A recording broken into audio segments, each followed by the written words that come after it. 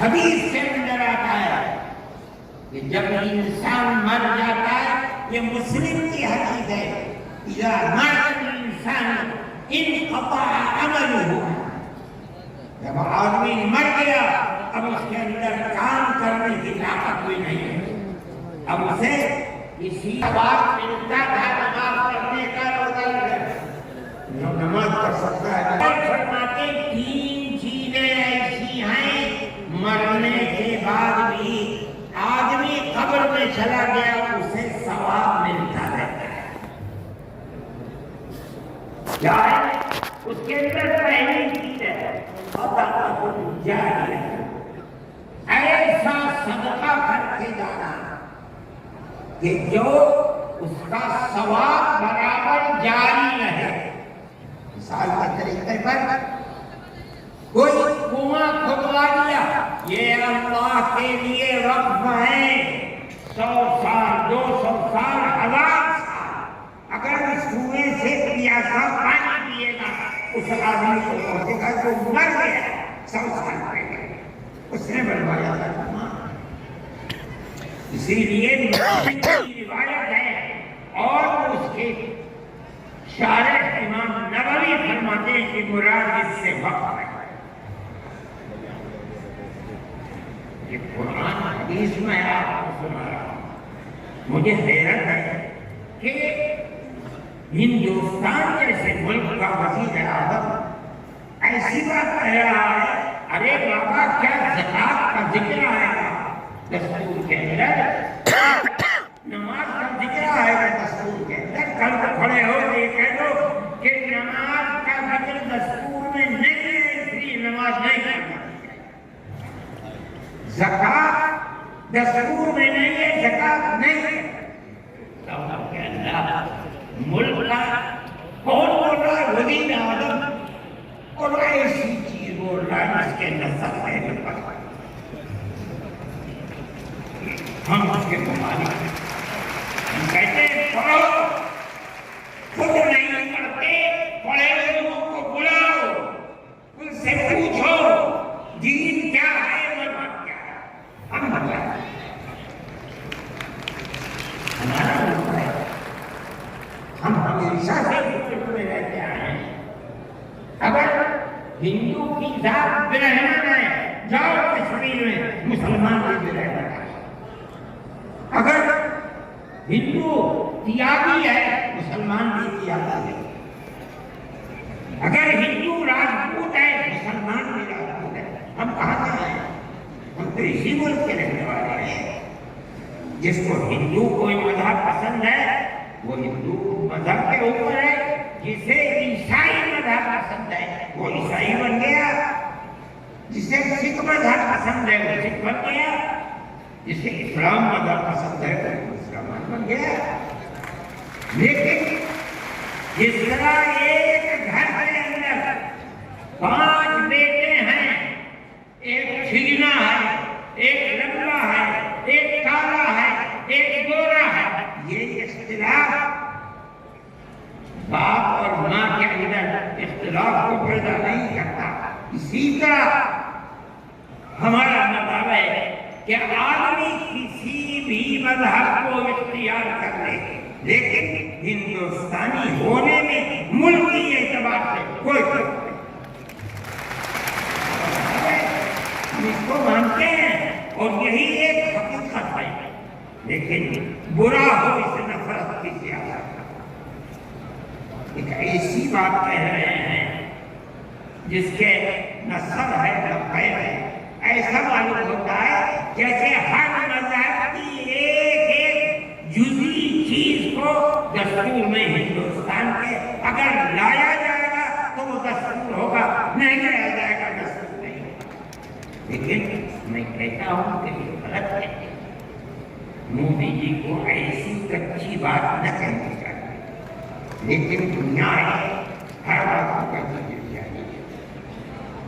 آپ کے برابر میں جب ملک کا پرائم منسٹر سے باتیں کرتا ہے، اس سے مسلمانوں کے خلاف نفرت ظاہر ہوتی ہے۔ ملک کا ہوم منسٹر ایسی باتیں کرتا ہے تو دوسرے دوسرے کیوں نہ کریں گے؟ آپ نے دیکھا جھارکھنڈ کے اندر اس کے ذمہ دار بنایا گیا آسام کے چیف منسٹر کو۔ آسام کے چیف منسٹر کی روز کی تقریریں آپ سنیے، مسلمان نہیں کہتا، اس کی زبان سے مسلمان کا نام نہیں ہے، ہمیشہ گھس بیٹھیا جاتا ہے۔ میں کہتا ہوں یہ کتنی بڑی جہالت ہے۔ جس برادری کا وہ آدمی ہوگا اس برادری کے مسلمان بھی آزاد ہیں۔ ہندوستان کی کوئی برادری ایسی نہیں ہے جس کے اندر مسلمان ہے، وہ مسلمان کا نام لیتے ہوئے رہتا ہے، مگر خدا کی قدرت ہے جو ایک مہینہ جھارکھنڈ کے اندر رات اور دن تقریریں مسلمان کے خلاف کرتا رہا، وہاں مسلمانوں کا نام لے کر ان کے خلاف بولنے والوں کا منہ کالا ہو گیا۔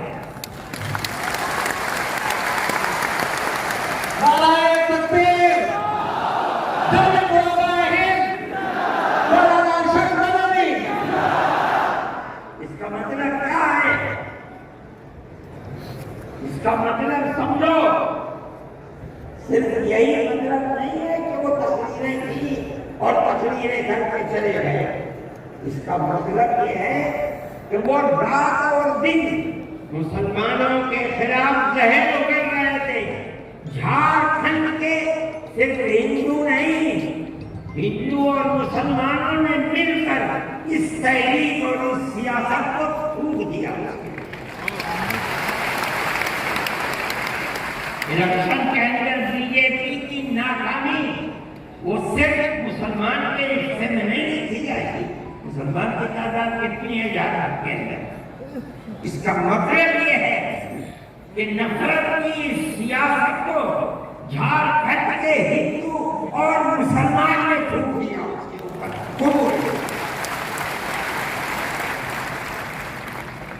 وہ آدمی جو بولتا تھا وہ اپنے صوبے کے اندر بھی جب زبان سے کوئی بات نکلتی تھی مسلمان کے خلاف آگ ہی بولتا تھا۔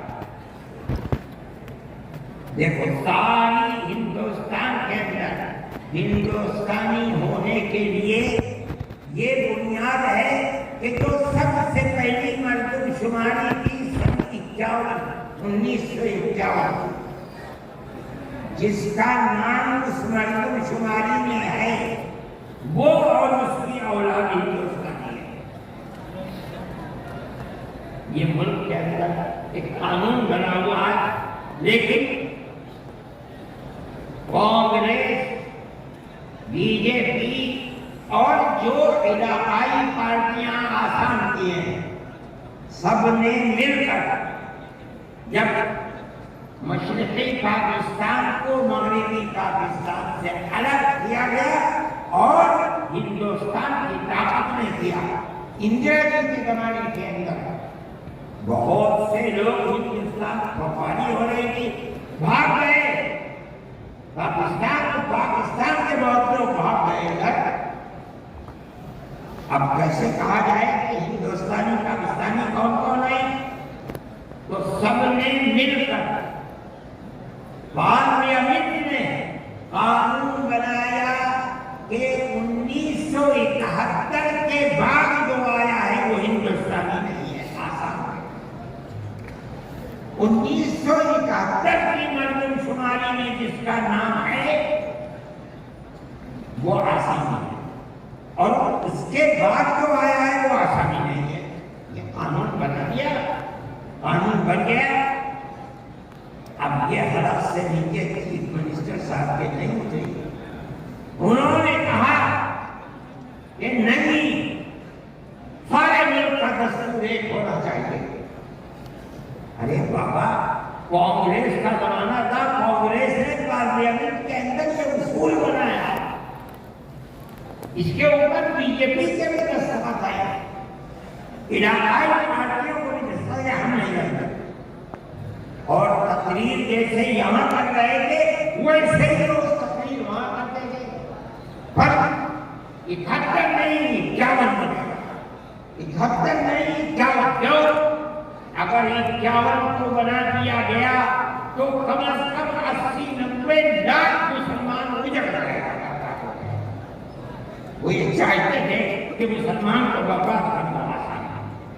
جمعیت علماء وہ جماعت تھی، ہم گئے سپریم کورٹ میں، ہم نے کہا کہ جب اس زمانے کی حکومتیں متحد ہیں یہ کیسے ہو سکتا ہے؟ یہ اللہ کا احسان اور کرم ہے کہ سپریم کورٹ نے وہ فیصلہ کیا جو حق فیصلہ تھا، اور اس نے کہہ دیا کہ نہیں، آسان کے لیے سنی کا قتل ہی رہے گا۔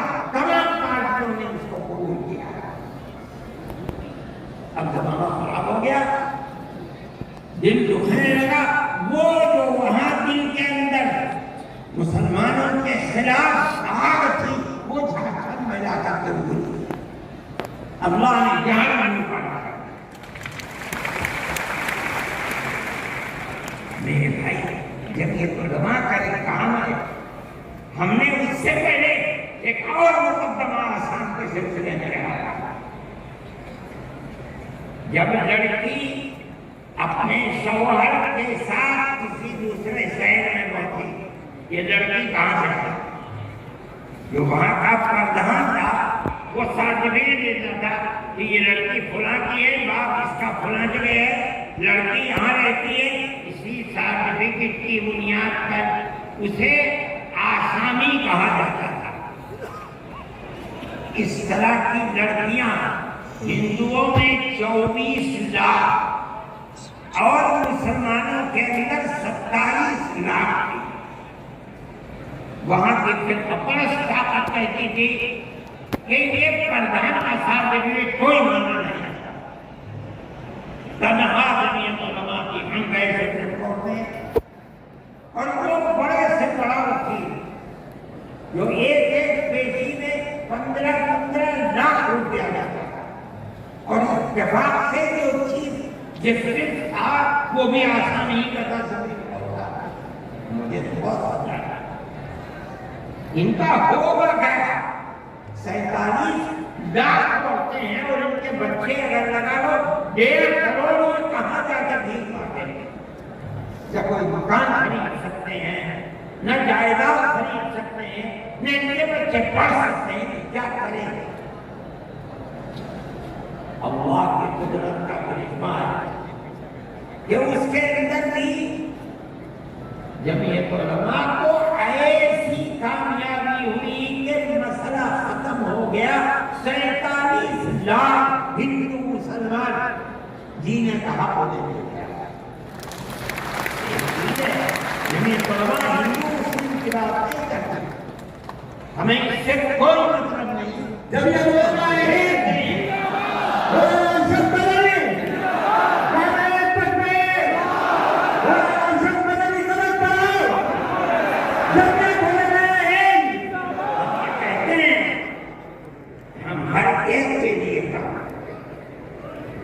جمعیت علماء کا یہ کردار ہے۔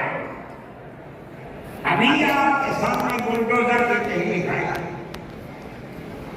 ہم نے یہ دیکھا کہ چیز دن بدن بڑھتی جا رہی ہے، اور اس آگ کے اندر یہ نہیں کہا جا سکتا کہ 100% مسلمان ہیں، لیکن 95% مسلمانوں کے گھر گرا جائے گا۔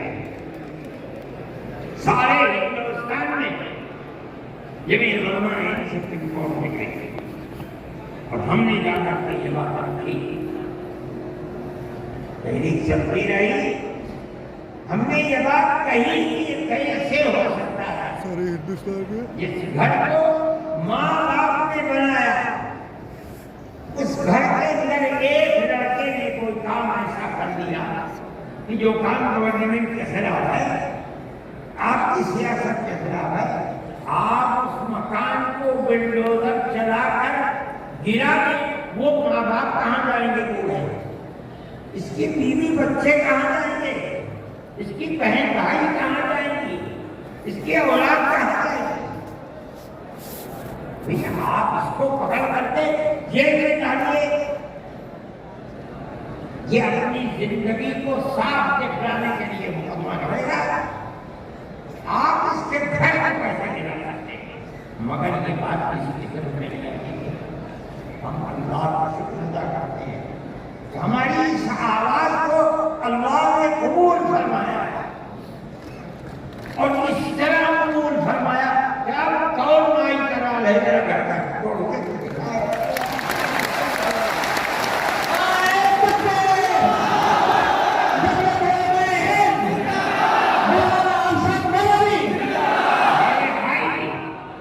فیصلہ دینے والے مسلمان نہیں تھے, مدرسے سے پڑھے ہوئے نہیں تھے. یہ وکیل جو سپریم کورٹ میں جا رہے تھے مدرسہ تو پڑھے ہوئے نہیں تھے, ہندو تھے. اس کا مطلب ہے کہ ملک کے اندر آج بھی لاکھوں نہیں کروڑوں ہندو ہیں جو مذہب سے اوپر اٹھ کر دکھ سکھ میں ایک دوسرے کے ساتھ شریک رہتے ہیں. ہم اپنی 1400 سالہ اسی تاریخ کو زندہ کرنا چاہتے ہیں, زندہ رکھنا چاہتے ہیں. زمین اس کے لیے کھڑی ہوئی ہے. ہم ہر جگہ جاتے ہیں, اس کو نہیں دیکھتے کہ کون ابو حنیفہ کا ماننے والا ہے, کون آدمی اہل حدیث ہے, کون غیر مقلد ہے, کون جماعت اسلامی, کون ہندو ہے, کون مسلمان ہے. اگر ظلم تشدد ہو رہا ہے ہم وہاں جاتے ہیں. سیلاب آیا کیرلا ہم پہنچے, ہم نے مکانات 2 کروڑ روپیہ خرچ کیا, مکانات کی تعمیر کرائی, مکانات کو بنوایا. مسلمانوں کے مکانات بھی تھے, ہندوؤں کے مکانات بھی تھے, عیسائیوں کے مکانات بھی تھے. جاؤ جا کر نہیں کرتے. بنگال کے اندر سیلاب آیا, لاکھوں آدمی اجڑ گئے. ہم نے وہاں کیمپ لگائے. ایک کیمپ میں 2700 صبح 2700 دوپہر میں کھانا کھاتے ہیں. کوئی تمیز نہیں کون ہندو ہے کون مسلمان. جو مصیبت کا شکار ہے آئے ہمارے دسترخوان کے اوپر کھانا ہے. یہ ہمارا شکار ہے. میرے بھائی ان تمام چیزوں کو سمجھنا چاہیے. یہ مجھے آپ حیرت ہوتی ہے, وزیر اعظم کا خطاب سن کر مجھے حیرت ہوئی. ایسا لگتا ہے کہ جسے پڑھ لکھ کر نہیں تھا وہاں بولتی ہے. چیف منسٹر کے خطاب کو آج میں نے سنا, میں نہیں سنتا ہوں, مجھے فرصت ہی نہیں ملتی پڑھنے پڑھانے میں. میں کہاں سے شروع